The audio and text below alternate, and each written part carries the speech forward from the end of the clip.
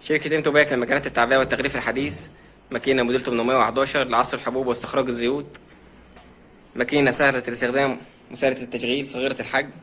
جسم بالكامل مصنوع من الستانلس ستيل عالي الجودة. تشتغل بكهرباء البيت العادية 220.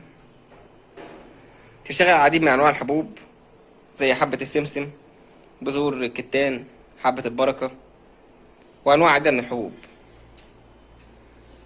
دوس على زرار التشغيل. ده الأدوس اللي بحط فيه المنتج بتاعي. تجربة عملية على حبة البقدونس.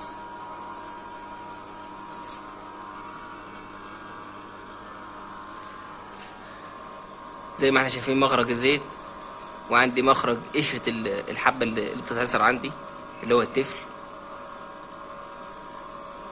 طبعا المنتج عندي هو الزيت، ومع ذلك التفل برضو بيستخدم في صناعة الأعلاف الحيوانية.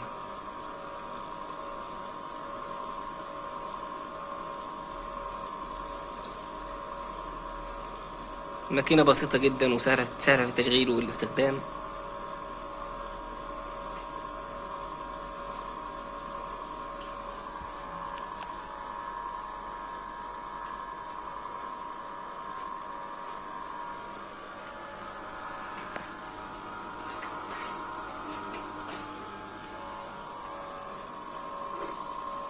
ماكينة موديل 811 من شركة انتوباك لماكينات التعبئة والتغليف الحديث. شرح المهندس خالد مفتاح تحت إدارة مهندس أحمد حسن مدير فرع مدينة نصر.